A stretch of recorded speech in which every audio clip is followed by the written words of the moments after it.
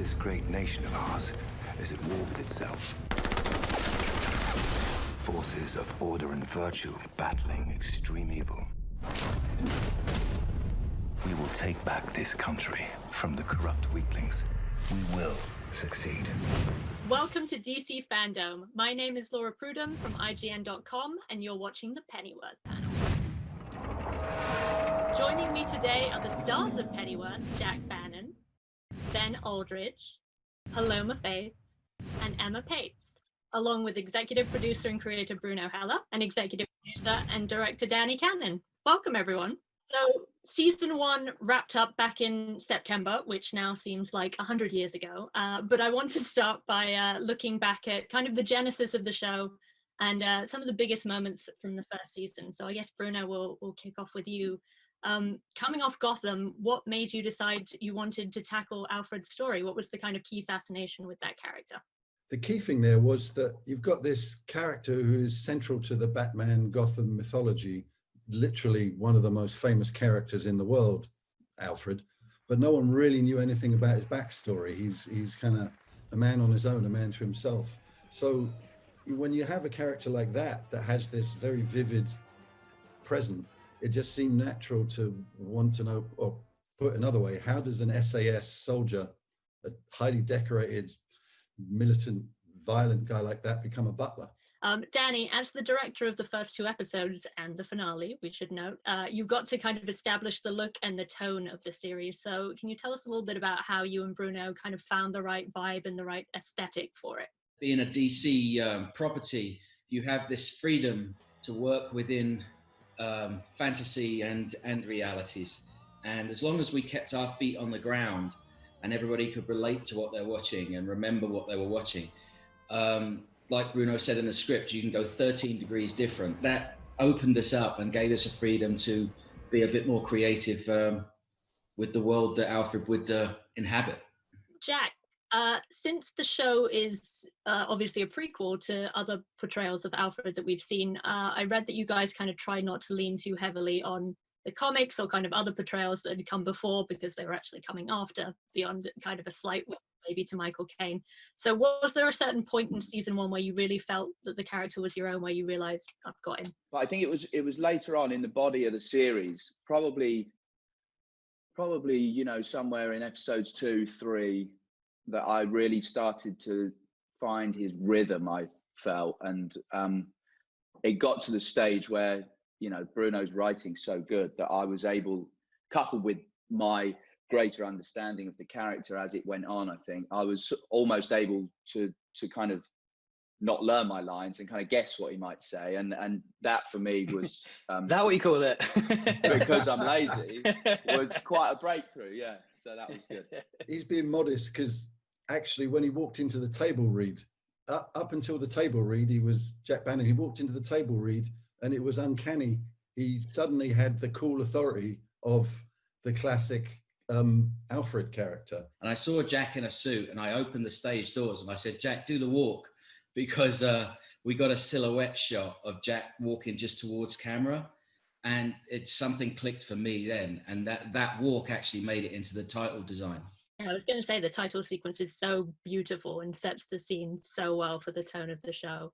And obviously, Alfie really went through the ringer in season 1 between kind of losing Esme and having to shoot his own father. It was quite a journey. So I'm curious kind of how you feel his trials and tribulations shaped him over the course of season 1, and what your favorite part of that trajectory was for him. The way I sort of viewed it was he goes from a boy to a man, really. In the pilot, he's knocking about and he's still at home, and his parents have a lot to do with it. And if I had to pick one, I think episode 3, when I'm with Emma, with Martha Kane in the aircraft hangar, he goes outside and there's the issue with the woman outside, and then he comes back in and he's blah, blah, blah. And he's 2 steps ahead of everybody there. And that for me, as an actor as well, was a moment where I was like, actually, this is him in a nutshell. He's got it all sorted long before anybody's even tried to, outwit him or whatever. Ben, one of the most interesting scenes in season 1, from my perspective, came from almost kind of confronting his dark side, if we want to call it that, in Aleister Crowley's basement.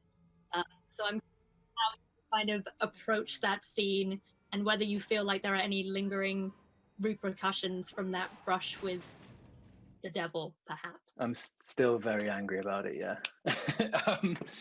I that was a real surprise to me. I think none of us saw that coming. And reading it, I was like, wow, okay. I didn't definitely didn't know it's headed in that direction. And then filming it, we actually had, I think I'm allowed to say this, we had two different endings of that episode. Am I allowed to say this, Bruno? One where Thomas strangled him and then burnt him alive after filling his mouth with film reel, and another where he almost kills him and then he's kind of consumed by this rage and then he stops himself just before that moment. So I didn't know for ages how that was which one we were gonna do. Obviously we filmed both versions. Emma, I love that the show is kind of expanding Martha's backstory beyond her just being kind of the catalyst for Bruce's eventual, career turn as Batman. So I'm curious kind of how much you know about her past as it stands now, either in terms of what Bruno's let you in on or what you've kind of come up with yourself to inform her character and how you're kind of tracing out her trajectory. She's not in the comics loads, any of them. She's going through them. One, there's like so many different versions that I've found it not entirely helpful to go off that rather than what's on the page with what Bruno's created, because you'll kind of get your mind into knots about what you're playing when actually it's there on the page. And two, she's not in it that much. She's only there as Bruce's mother. We don't really know much more about her than that. There's bits and pieces, but I think that's what's so great about the show, is seeing more than that for both her and Thomas. With all the female characters in the show, like, it's important to sort of contextualize historically. When we're in the 60s, we're talking about a time of change, like they were fighting for, the feminist movement, and there was like the women's liberation movement at that time. And obviously, like, America was a bit further ahead of the UK in that. So I think when I watch it and I see Martha Kane, like, she's like so kind of like comfortable in her own skin, she makes decisions in a way that it slightly offsets some of the British female. Like, I know from my perspective, like, I'm a bit torn between what I'd like to be as a British woman and what I am able to be on a social level. And I feel like I like the playing with the differences between that when I watch it, like American and British. Yeah, the dichotomy is so great. And yeah, I think it just speaks to the kind of strength of Bruno's writing, that like all of the show are so vivid and well realized and, twisted in their own ways, some of them, and just so deeply layered that, there's not for a moment you're like, oh, this is just Batman's mum and that's all there is to her. I think that extra context is just so fascinating. Paloma, you obviously kind of leading on from that, you had the kind of double-edged sword of playing a character who isn't in the comics, so you don't have any expectations, but there's also no kind of particular source material you can delve into if you want to be nerdy about it. Luxury. But it also means that I can definitely be killed. Those are the kind of actors that writers and directors love. Well, what was that like for you? Was it kind of liberating to have that free reign? And did you have kind of any input into shaping who Bet ended up being? Because she is just one of my favorite characters, period, for years. I based the way that I wanted to look on this famous East London gangster's wife. When I met this woman, I felt like she was vulnerable because she was very threatened by me, but she was also really hardened and damaged. And women who've experienced a lot of hard knocks tend to come across maybe as more threatening or more angry, when actually they're usually more the victims than the softer women. So I sort of wanted to play her quite hard, but in my back of my head, I know it's because she's damaged. I was going to say, there's such a vulnerability to her beneath the violence, just the kind of craving that she has for this family unit that she kind of ends up creating, which is just so fascinating. This is classic Paloma, actually, because that's the sociological explanation of the character. But what she does is make all that stuff very funny and fun to watch. Well, Bruno, speaking about the kind of strong female characters in the show, I had to ask about the season 1 episode titles, because apart from the first 3, the rest all kind of pay homage to iconic real life women in the era. So I was curious, why you decided to go that route, and if you can give us any hint about what the episode titles in season 2 might follow in terms of theme. So I started just for my own self, like, you need some kind of division. So I just, Alma Kogan, I think, all right. And then it was just like, all right, keep doing that. Yeah, I'm afraid there's nothing more mysterious in that than that. I like it though, because I was watching it with my parents and they were like, Lady Penelope. And I was like, yeah, why not? So let's talk season 2. You guys, I think, had started filming before the pandemic halted productions across the world. So Bruno, can you give us kind of a preview of the arc of the season and how it might differ from season 1? Anything you can ease at this early? Season 2, he's now, and you'll see the difference, he's a harder, more sort of hairy, you couldn't be more masculine than Jack is already, but he's hardened, he's cynical. You know, basically after what's happened, he's desperate to get out of London and start the mythical life that we know he had in America. But he's got family ties and he's got loyalties in London, so he's basically torn between freedom, which for him is America, and all the old ties and binds that keep him in London. And that's essentially his journey through season 2. I have to remind the actors what happened. Ben, you got shot, and you'll be glad to know that you survived.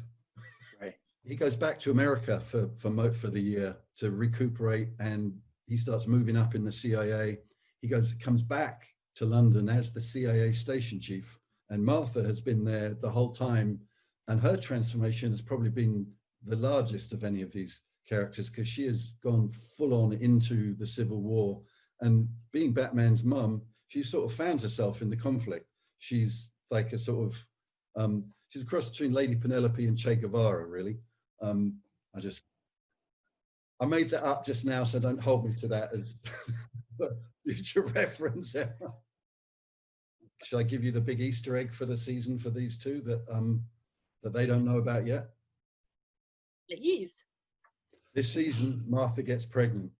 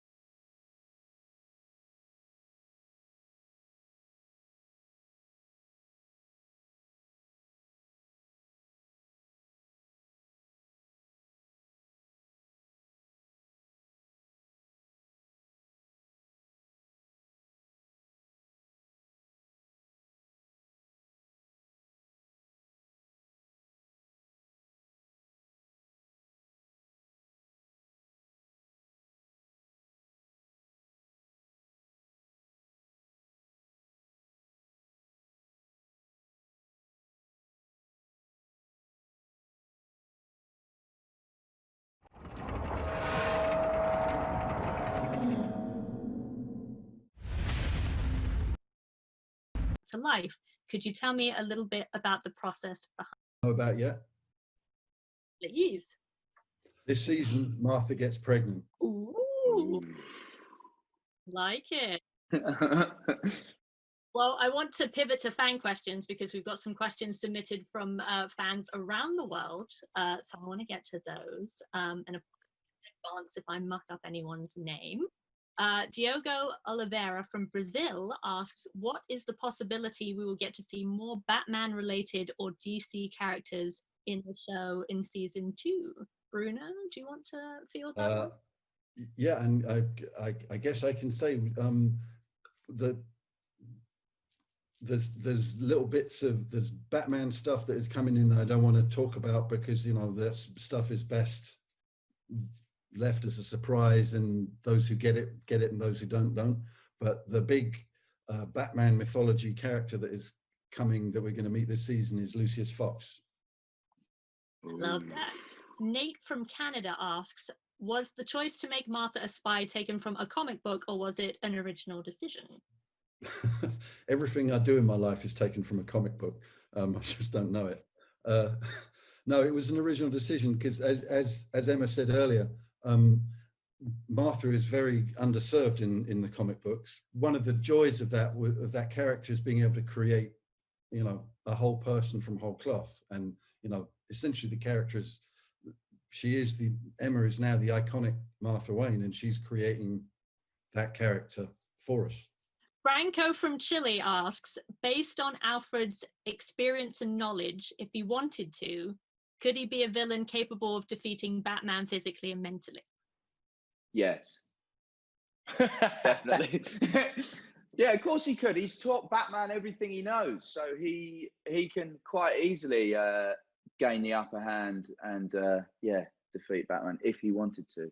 The final fan question then, Jason Kane from the United States, good name, asks, the set design and costumes were amazing, really bringing the world of Pennyworth to life. Could you tell me a little bit about the process behind both? I think we just, again, you don't just hire talented people, you hire people that really feel passionate about the material. And those experts, having those people around you, like I said, in a pilot, you constantly have this discussion of that's the right gun, that's the wrong gun, that's the right car, that's the wrong car.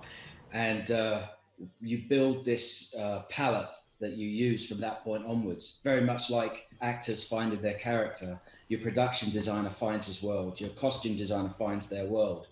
And it's tricky, it's really painstaking in the first few episodes, but once everybody gets it and we're all in the same world at that point, then the flair comes, and then people start making taking risks and going off book a little bit, and that's when things get really exciting, like season 2.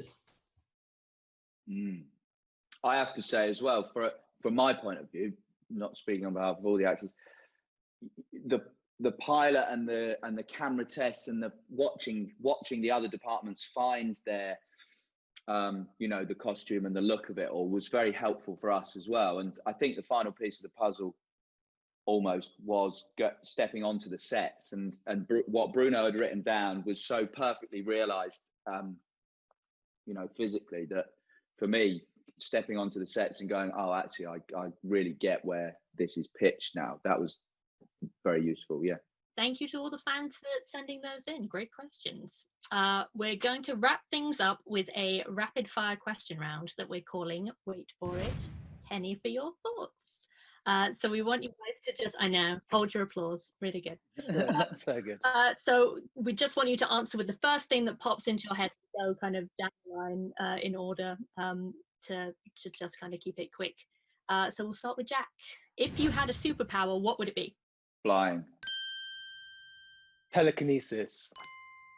Fine. Invisibility. I'd like to be fly invisibly. Okay. What is the best British band of all time? Rolling Stones. Spice Girls.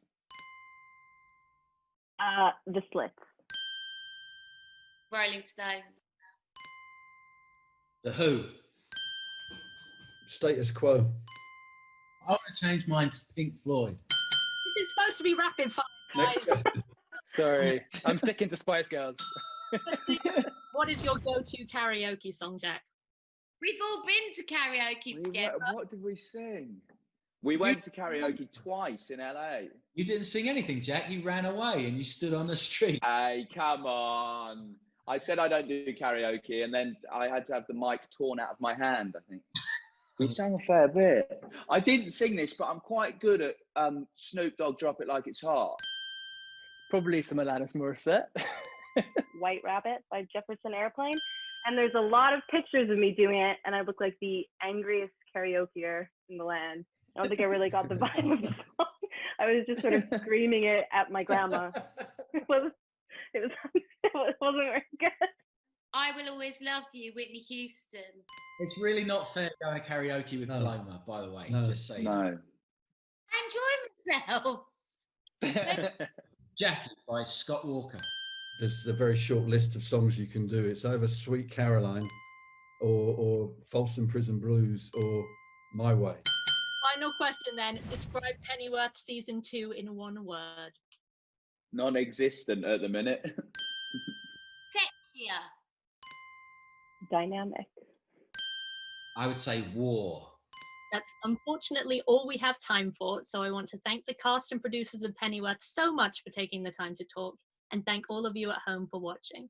I can't wait to see what Pennyworth season 2 has in store. Bye everyone. See you. See you. See you guys soon. Bye, guys.